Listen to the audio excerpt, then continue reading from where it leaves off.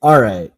So this Harrison Butker commencement speech, was that one of the worst things you've ever seen? It was definitely one of the most tone deaf speeches Yeah. that I think anybody has ever given. It's like PETA going to an NRA convention and giving a speech about why hunting is bad. Right. And it was so wild.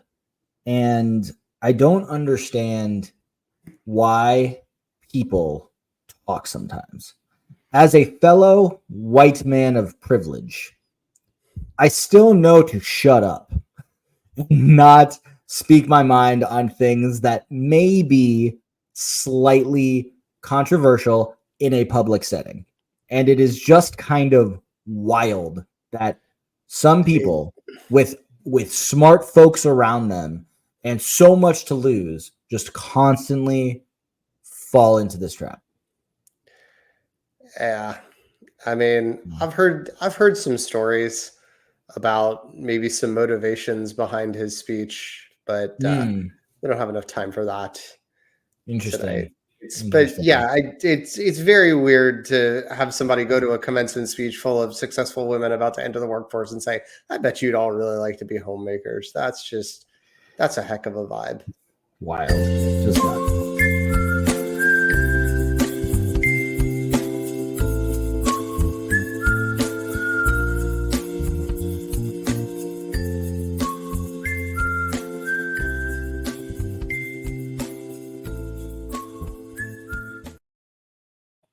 Welcome back to the Working on the Dad Pod.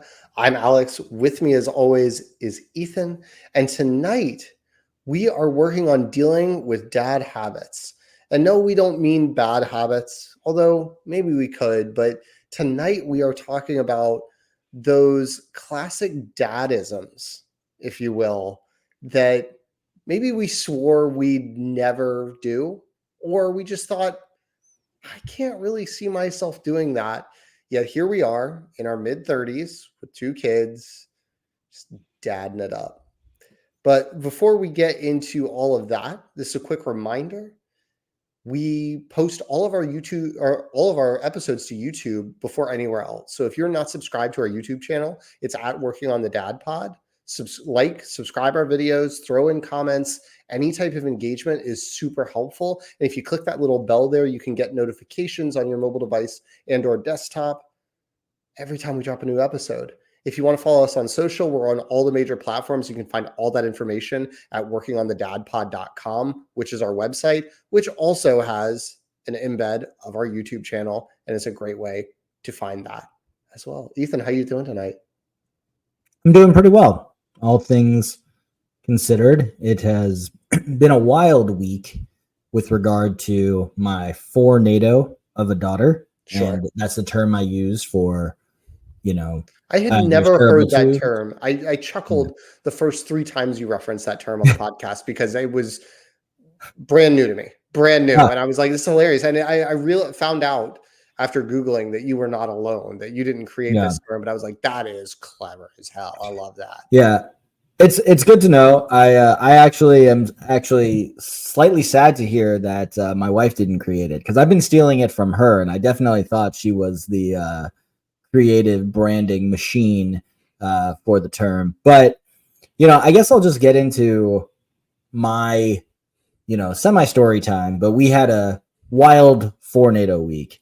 Like, imagine that in the mind of my daughter, it was the worst climate change we've ever seen. So the tornadoes were just coming. Category 5, if they even do that. I know that's hurricanes. I'm pretty sure it is a category. No, it's a EF scale, 0 through 5, 5 being there the we worst. Go. So you're right. My daughter recently borrowed a book from the library all about tornadoes. So I had a lot of information at my disposal about tornadoes that I didn't have a week and a half ago.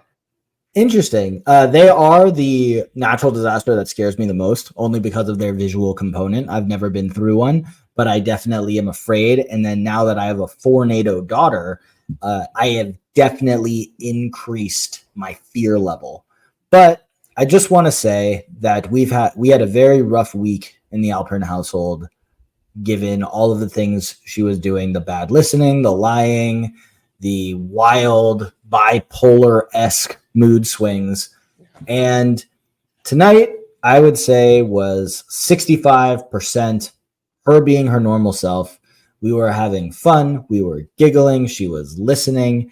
She had a good meal. We were just kind of in the zone and everybody was happy. And I even said to her, isn't it better when we listen and everybody is smiling and laughing and having a good time? And she said, yes, Daddy. And then she stopped listening.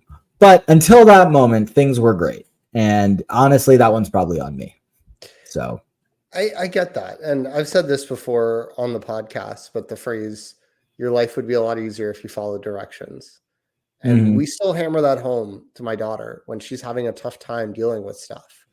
And it's usually because some consequences have been levied because we've had to say things for a second and third time, or privileges got taken away because certain expectations are not being met of, what somebody needs to do. So I get that. But my story time this week is a little bit more nostalgic because it's the end of an era. My baby girl is entering her last week of preschool. So school ends next week and she'll be graduating on Friday. And it's congrats to her for graduating. I have mixed emotions about preschool graduations, and their existence, because sure. Yes, granted, you are graduating from the school and going to it, but she is in VPK. And the V stands for voluntary. And if you don't have to be there, I have questions about the accomplishment of graduating something that is totally elective. Then again, I also recognize that college could be considered the same way on the other extreme. But you don't do that when you're 4. And I think it has much bigger impact on the course of your life. I could be wrong. Get at me in the comments if I am. Happy to hear from you. Just please comment. So it lets us know you're watching. Millions. Yes, just comment. You can tell me that my hair looks silly or that I'm wearing the same shirt as last week. But he is. It's the it's the end of an era, and it just thinking about how different her life is going to be, where I'm you're never going back to that school again except for your brother's graduation in 3 years. And, you are probably next year not going to be picked up by your grandmas after school. There's an after school program at the Y, and the Y to her elementary school is one turn. And it's so they will send a bus to pick her up from school and take her to the Y for after school till we could pick her up. And I'm just yeah, you're not going to have the same after school. You're not going to have the same before school. You're not going to have the same lunch. She always wants a salami sandwich for lunch, but going to a Jewish preschool, I can't send pork products. And so I'm you get to have salami sandwiches. And so it's just a very interesting time where when I piece it all together, I'm wow, life is going to be really different in just a few short weeks, but even more different once she actually starts kindergarten in a few months. Yeah, for sure. Yeah, I've got another year to go before that, because similar to Florida, and I've mentioned this before on the pod, but in Maryland, you have to be 5 by September 1st. My daughter's going to miss that by 2 months. So we're going to need to do that extra year of preschool. So, she'll be, I guess, starting that swing transition fake kindergarten that cost $1 billion version this fall. But, so maybe there will be some kind of noticeable difference just in her schedule. I don't know. I should reread the email, but here we are. Yeah. Well, with that, should we get into our topic for the night, the dad habits that we never thought we had? Yeah. So I've got, you were a lot more prepared for this than I was. It was your idea. You probably came up with some more lighthearted ones than me, but okay. I've got 2 that are, I have 3 total. I've got 2 that I'm not well, I guess I'm not proud of any of them, but Okay. two are more on the worst side of things. Okay. So the first one I want to say Let's do a is terrible my sandwich. Bad, yeah, good, bad. terrible. Yeah, yeah. There we go. So my dad habit that I never wanted to do, but have found myself doing, especially in the Fornado era, is use the phrase "go to your room." And I'm not thrilled about it, but sometimes it just gets to the point where her presence is just a distraction and a disruption, really, to everything going on in the home. Whether I'm trying to cook dinner, we're trying to stop the baby from having a normal meltdown that an almost 2 year old would have, where she can't fully vocalize her feelings. And sometimes it is just at the point where I just flip and say, I really don't want to yell at you beyond raising my voice to tell you to go to your room. Now, one thing I am trying to do to offset its effect is I try not to leave her in there for too long, usually until I have cooled down myself. And I go up there and I ask her what it is she did to get sent to her room. And if she pretty much responds back exactly, well, not exactly, but if she correctly summarizes what she did wrong and why it was wrong, I usually let her out right away. If she doesn't, I leave the room and I usually come back about a minute later just to see if she's thought about it. I will usually remind her just to help her internalize it. Sure. But I really never wanted to be the go to your room dad, but sometimes it's just impossible to continue doing the business of the household otherwise. So that's where I'm at. Yeah, I never actually looked at going to your room as like some thing I wanted to avoid. So it's interesting. I mean, like, I don't love using it, right? Like, I don't like telling you, like, hey, you want to be out here and you can't be and all that stuff. But I used it just tonight because my daughter was yelling. And it wasn't like she wasn't throwing a temper tantrum yelling. She was just like playing and like screaming. Mm-hmm. And my wife and I both told her multiple times, you need to stop. You need to stop screaming. Please stop screaming. And I will say most of the time that I do it, it feels more measured than what you're describing because I am Mm-hmm. actually using it as like a calculated, like, if I have to ask you again, I'm going to send you to your room for 5 minutes. Mm-hmm. And for, and so I had to use that. And I actually only told her I would do it for 1 minute. And I just did it for 1 minute and then brought her back out and she didn't scream anymore. And usually my policy is you go to your room for the number of minutes you are years old, right? So that Right. it's like fair and equitable because my son would Sure. not understand it. But I have had to send him there because in the same way, like he's like hitting or throwing things, it's usually with him physical assault and like not controlling himself and Mm-hmm. being like, no, you're being a physical danger to people right now. You need to be removed from the situation until your brain can like reset a little bit. With him, I am much more likely to walk in there and spend the 2 minutes with him. Mm-hmm. But yeah, I mean, So I think going to your room is probably conditional on sort of how it's deployed. right. So if I could alter, it is the yelling negative connotation, go to your room as punishment, as opposed to when she has enjoyed the times when I have said things similar to, hey, why don't you go up to your room, take a couple toys, make it a fun place. It's your room, do what you got to do. I usually don't use that many words, but there are times when I tell her to go to her room and it's a positive thing. It's the Yeah. negative, because I wanted to create one of the reasons why, and this is a little bit, we live in a townhouse. There's 3 bedrooms. Both kids have their own room. The reason that was very important to me was that I wanted each of them to have their own space that is their, you know, sanctum. But I hate when I turn sending them there to a negative thing. And I really try to avoid that. And that is what I meant by the go to your room Yeah. phrase.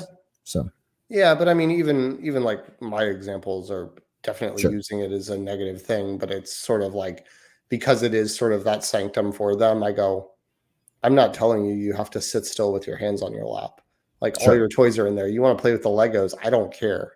Like you want Yeah. to draw? I don't care. You want to play with the stuffed animals? I don't care. I'm not mandating any of that. And so like Sure. usually they don't end up taking up on that because, which I appreciate, they're actually reflecting on why they're in there in the first place. But, yeah, I definitely don't mandate what they have to do in their room either, but my daughter will tend to just get into her bed and under the covers and put her face in her pillow and think about it, which again, like you said, is kind of what I wanted her to do. But in theory, well, I guess an example is one, I grew up, when I grew up, I had a TV in my room only because every time my parents got a new TV, when technology got better, there was like a hierarchy of the rooms in which the TVs go. And at one point, I got a TV because it was either that or the trash. And so they would send me to my room and I would just watch some TV and I'd hang out and be by myself. It wasn't until they realized that they had to say the words no TV. And then for some reason, that was enforceable in my mind, where going to my room was worse. But anyway, that's a quick aside. So yeah. Yeah. All right. So for me, I never thought that I would be the dad who made my kids groan with humor. Right. And I shared this one as an example with you earlier, but I never thought I would delve so far into like cheesy jokes, right? Is really what it comes down to. And I remember my dad, classic at this, like, I'm hungry, hi hungry, I'm dad, right? Like that kind of thing. And I use that line with my kids sometimes, like, I'm hungry, hi hungry, I'm dad. And what I have slowly realized, and maybe this is how every dad uses it, but I know how I'm using it, is like I am using it as almost this tension release where like I think I see a lot on social media of moms being like posting content of how the kids are always like, mom, mom, mom, mom, I need this. And I think I experience a lot of times, I know you experience a lot of times where maybe you're the only parent in the house. And so they're coming to you for all their needs. And it can just be a little overwhelming of like, I'm just trying to do this one thing. Like, I'm just trying to empty the dishwasher or fold this load of laundry or whatever the thing is. And it would be great if you could just like not need me for 5 minutes, like not need to go to the toilet, not need water, like very normal functions, right? But like just frustrating me a little bit. And so sometimes I feel like doing that diffuses it in a way where, yeah, they're a little frustrated, but I'm getting some ounce of joy out of them asking me for a favor. And therefore it diffuses me from going, what? And blowing up at them, right? Like, what do you want? Right. Which I don't think I'm on like a hair trigger that it's like joke or explode. But I think like over the course of lifetime, it just sort of builds good credit in that department of like, okay, let's keep it lighthearted. And it sort of sets the interaction off on the right foot. So that's where I think subconsciously these are all thoughts I had this afternoon since writing this down, that it's just like, maybe that's why I do it.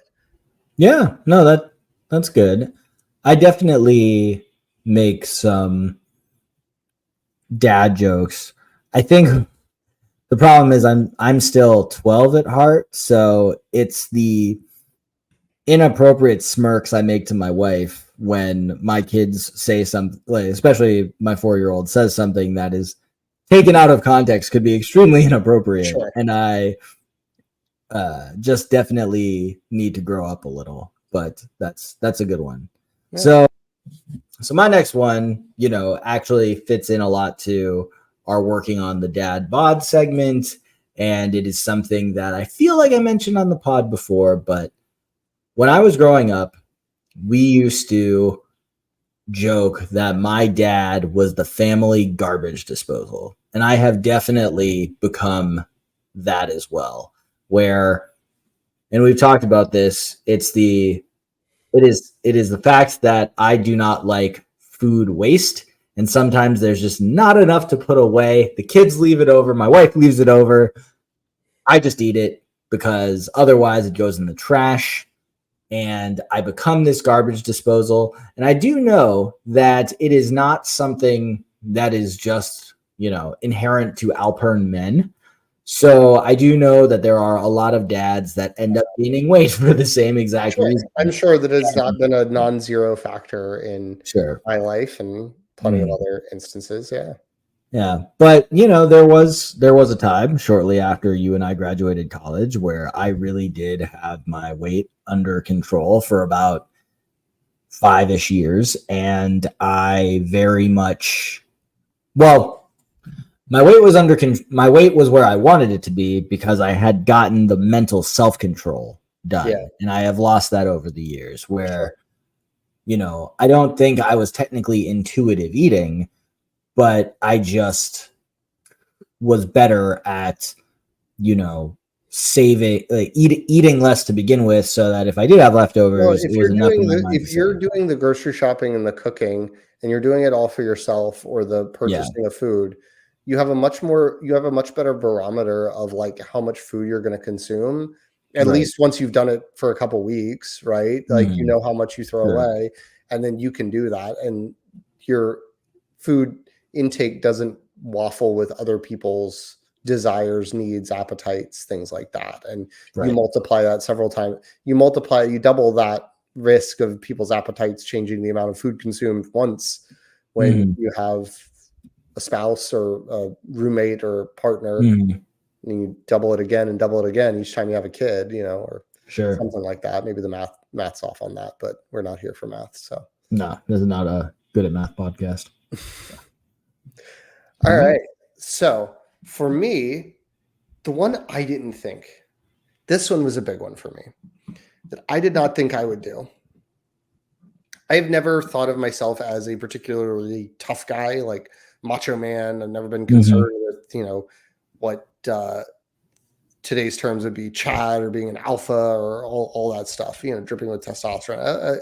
I like sports. I like plenty of guy things, but going sort of back to our toxic masculinity thing. But one area even though I never thought of myself as a tough guy, a lot of times in these like sentimental moments, like these big life events for our kids, or maybe not even that big, like are things that I probably wouldn't have considered big life events beforehand. It's just like I find myself tearing up, and it just like surprises me, where it's just like the first time my daughter went to Disney World and like she saw like the live versions of Mickey and Minnie after like that being her show of choice for the last like 4 months leading up to it, and just like her like world shattering and being like, oh my God, these are real, obviously there are people in suits, but she was 2. And so it's like, these are people in real suits, or like her first ballet recital, or either one of my kids like taking their first steps. And it's the same thing where I'm sitting here making jokes about how ridiculous this preschool graduation is. And I was talking about it with my therapist today, where it's just like, I'll be perfectly honest, like I don't think it's a big deal, which means there's almost 100% chance that I'm going to cry. I'm going to like be like, the baby girl is growing up. And I think it probably happened more with my daughter. I don't know if that's a father-daughter thing or if that's a first child thing. And then by the time my son does it, he's getting second kidded real hard. And I'm like, that's not impressive. I've seen that before. Right. I don't know which of the two that is, but I did not picture myself as the kind of guy that was be holding back tears at a kid's dance recital. Or, like they had a Shabbat at the school where they invited the parents to the service, and it was the Purim parade, and my daughter was dressed in a costume and invited all the parents because they wanted to see the costumes, and the costumes were like, construction paper kind of level things. These were not high level. And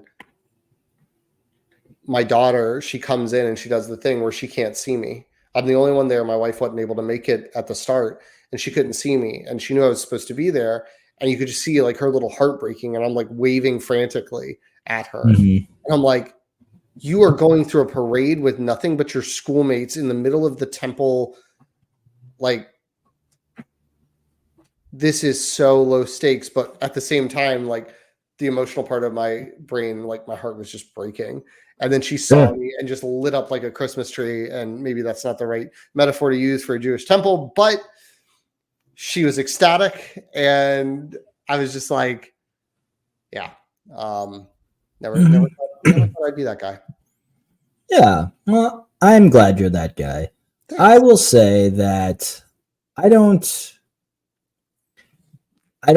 cry a lot when I am emoting happiness. I definitely feel it and you can see it in my face, but I'm very not moist, for lack of a better term, when I have those moments. And I definitely had one of those moments the other day when, my daughter has been doing ballet for almost a year, and for some reason this session they decided that parents would come in for the penultimate one. So she does have another class this Saturday, and that ends the session. But they had us come in for the last 10 minutes, and it's been mostly the same group of kids, parents holding on to that spot. I've talked about how extracurriculars in this area are extremely competitive to get. And so this group has really just progressed. And it was just, they played this song called The Words We Use in Ballet. And, they basically say it in English, they say it in French, you do the motion. And the fact she was just so good, and we got it on video. It was really nice just to see. And, I may have one of those tomorrow. Tomorrow is ballet auditions. So everybody that's getting out of the beginner stuff, they place you to see where you're going to land: ballet 1, ballet 2, ballet 3. And chances are my daughter's going to get in ballet 1, but basically you have to pass these auditions and get into at least ballet 1. If you can get into ballet 1, then you can audition for the Nutcracker, which is something that my daughter really, really, really wants to do. Yeah. One of her pajama sets is a nightgown that looks like Clara's because she's not into the Nutcracker. And so she really wants to do it. Sometimes she struggles with you have to put in the work to actually get it portion of that. But it may be one of those things where, I'm going to be taking her to it and watching her, and I could usually, see my heart bursting with pride on that one. Good. Well, you'll have to let me know, or all the millions of us with bated breath know how she places. I'll let you know. So my last and final is sort of along the lines of what we've been talking about, and the way I was able to phrase it just in a concise way, unlike how I've introed it, is repeating first kid pressures. So I always felt growing up that there was a lot of, pressure on me to immediately semi grow up because I was the older sibling, and, I had to perform better so that my parents could focus on my younger brother. And I definitely didn't want to repeat that. I was really hoping that there were going to be that I would, just be aware and cognizant of that behavior as a parent. But honestly, I think the reason it happens, and this could just be me, is that when my daughter is normal, or like her normal self, which is usually in the mornings, she does take on the responsibility of being third parent. And I think the problem is I unfortunately rely on a 4-year-old to help me with an almost 2-year-old. And then I forget that when she's acting like the 4-year-old she is, that I've expected too much from her. Sure. And one of the things my wife will regularly tell me is, you need to remember she's 4. And I know she's 4, but sometimes she's clearly smart enough to be 8. And sometimes she acts dumb enough to be 2. And it is, and that swing can be really frustrating, especially if you've been with us since season 1 and you heard the mini me episode. The fact that she is very much a 95% clone of me, with some of that just being the fact that she's a girl and I'm a boy, in that off 5%. But man, when I see her not living up to a different version of her from earlier that day. And then I'm kind of reminded on how she is the next generation of me. I think I am letting my own frustrations and my own self expectations being projected onto her. And that's extremely not fair. Sure. My mom was the oldest of three. My father was the middle of two, but he was the oldest boy. So I think subconsciously for them, when they listen to this, and, I'm sure one, if not both of them will call me to tell me how I'm wrong. But I wonder if them being where they were in their family hierarchies made me feel that way, and now I'm doing it there. I don't know. I think it's pretty natural where like I'm an only child. My wife was not a firstborn anything. And so we didn't have those experiences drawn, but like I think our experiences with our daughter, we try to do the same thing of not putting too much pressure or expectation on her to like set a standard because she's older, because she's first, because she's clearly smart and she can clearly, grasp concepts. And we're proud of her for that. And I think where the struggle comes in is in the moments you've talked about where they raise your expectations. They raise your expectations of what they can do. And then you're frustrated when they're not meeting the raised expectations. Right. And I should say you raise your expectations of them based on that performance, because I feel that so much that there are days where my daughter will eat her breakfast, get herself dressed, and then on a wild hair will decide that she wants to get her brother dressed and he will be agreeable and she will get him dressed. And all of a sudden, like they took care of themselves and she led the charge. Or other nights where like cleanup, she like is determined to pick up everything and vacuum her room. And like, cause we have like a cordless vac that has like a telescoping part of it. So it can get down to her height and she can run the vacuum across the floor. And it's like other nights, it's just like, I hate cleanup. No. And you're just like, what happened to Tuesday night? What happened to Tuesday night when you wanted to vacuum and you were determined to have the cleanest room in the house? Remember that? And so, yeah, I feel that, but I think that's more of what your wife says and what my wife says, like, remember, she's 5, remember, she's 4, whatever age the kid is, where I think it's like, it's less about the age for me and probably more or less about the being oldest and more just about like, they have those flashes of feeling like little adults, and you have to remember that they're the peaks, not the median. Right. All right. So my last one, I'm going to end us on sort of a funnier note. I never thought that I would be the dad craving a minivan. Yeah. You're craving a minivan.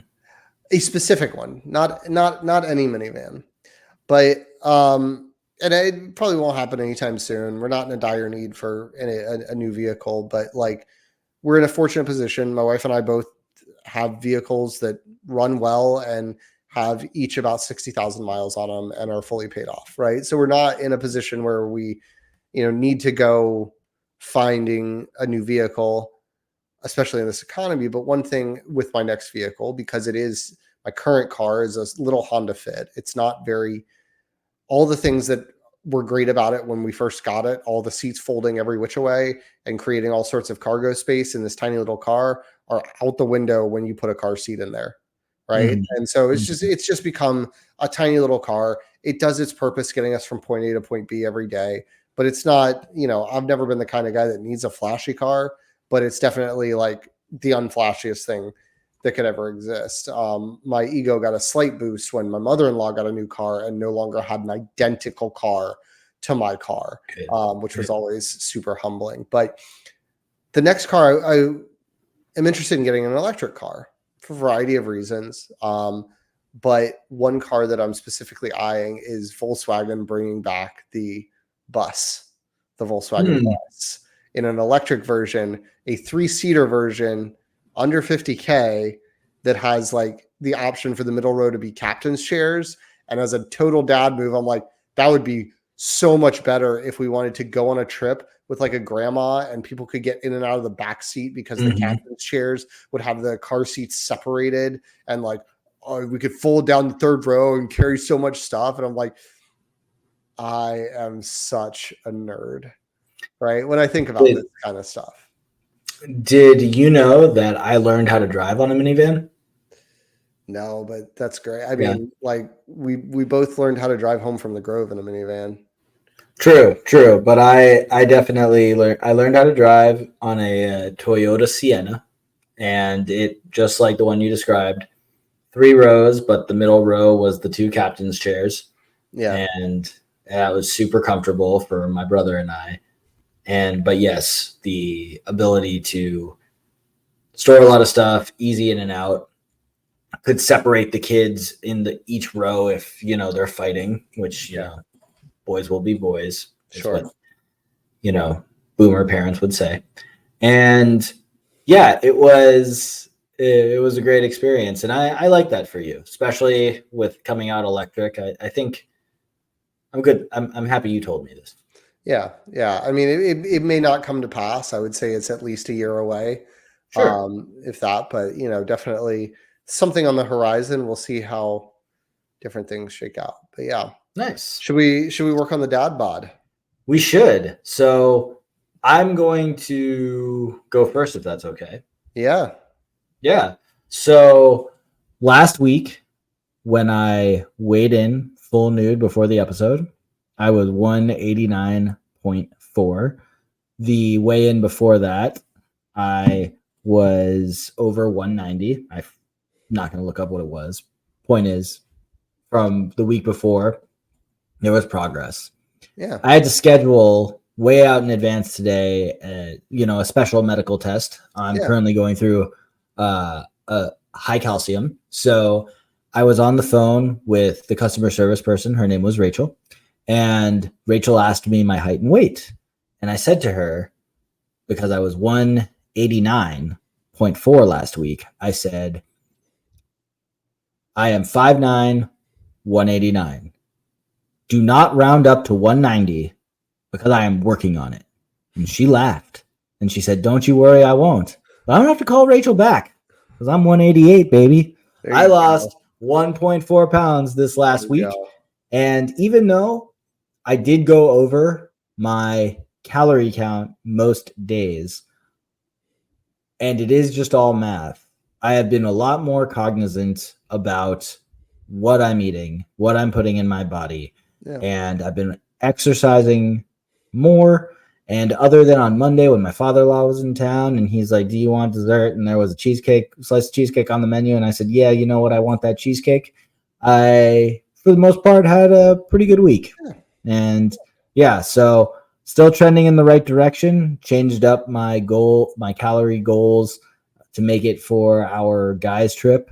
And I really think I'm going to get there. So I just gotta keep at it. Well, progress is the goal as always. So making progress consistently is good. I wish I could say the same. Last week I was 182.4. I'm still right there, which, like that's 2 weeks of stasis. I will say this week I was not as good about counting my calories. So it's a slight win because like maintaining when I don't count my calories is like a pretty good result. Which probably, like I think it's a pretty normal result when I'm paying attention and still like intuitively eating. But I think when I'm not tracking my calories, I can absentmindedly, like I mentioned before, just add on 2 different 300 or 400 calorie snacks, forgetting about the last one somehow and just having a blank void. And then all of a sudden that completely changes, that can erase a deficit. But yeah, it's super interesting. I don't plan on changing anything up super hard this week because some of that was, overlapping with last week. As I mentioned, my son had pink eye. I was home alone with him. I didn't get to go to the gym as much. I didn't work out as much. So all things considered, I'm like a stasis week is perfectly okay in my book. But I want to make sure that if it's 3 weeks, if I'm coming back on here and saying I'm right at the same or gain some a little bit, then I'll probably look and seeing if there's some other opportunities I can take advantage of. Yeah, so my reason for change, was just I needed on my app to see a lower calorie number. I needed to change what I was visually looking at, and it's been helpful. Also, what's been helpful for me is something you've talked about in the past, but my current breakfast of cottage cheese with chia seeds, everything bagel seasoning, and a banana after. I don't put the banana in. I'm not a monster, but I had the banana after. That breakfast has been really filling, consistent, and I usually don't require a lunch, like a big lunch when I'm working from home. Nice. But I've also been very cognizant when the 2 days a week that I have to go to the office, I make that same cottage cheese. I bring a banana, and then the only other things I've been bringing is a whole apple cut up and just a bunch of grapes. So I'm just having a very fruit healthy day. Yeah, sure. And it is enough to fill me up. And then when I get home for dinner, I have whatever we're having. Sure. And I try to just, but definitely see the lower calorie number has been helping, because yes, I am going over anyway, because it's just that, I'm not eating different things than my family. So, but I mentally, the visual helps. So sure. And yeah, I mean, as long as changing the number doesn't have you, like doing, 10 weeks of being in 1,000 calories. Like the biggest issue with like cutting down too many calories, and it really sounds like for you, the math sort of shakes out of like, you want the limit lower because you're going to go over, but like by going over a lower number, you're actually at where you probably should be if you were hitting correct a higher number.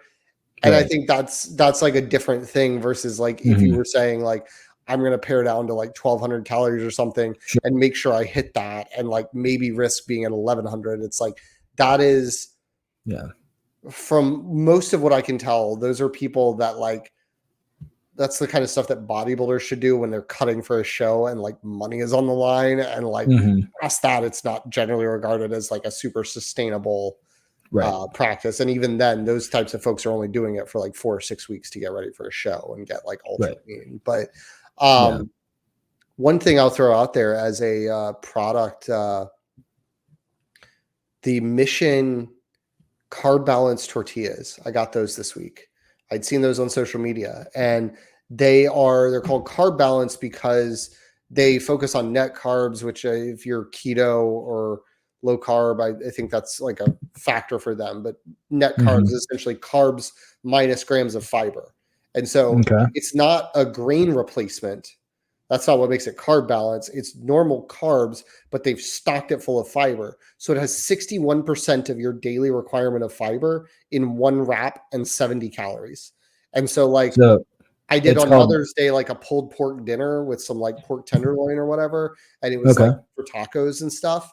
And I just used the Carb Balance tortillas, and I'm like, well, shoot, I had myself a pork taco and I just got 61% on my daily fiber value plus my breakfast. And then all of a sudden, like all the vegetables and fruit that I might eat are extra on top of that. Is that at any major grocery store, or is that like a Whole Foods kind of? It's Mission. Okay, yeah. So the standard Mission tortillas, but they're called Carb Balance. And they're like the soft taco size. Yeah. I don't know. They may make them in other sizes, but my grocery store sells them. You can get them at Publix and stuff. I know, but I'm sure they have them at most places. Yeah. Get them at Target, I know. Great. Yeah. Cool. Anyway.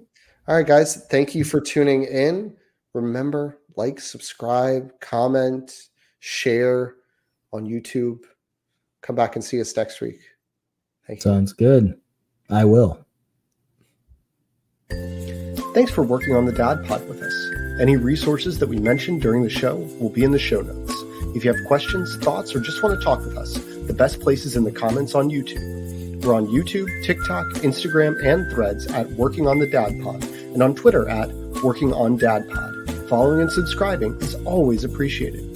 Please rate and review us. That helps get the show to new people. And if you know a dad who would enjoy our show, sharing it with them is a huge help to them and us. Have a great week.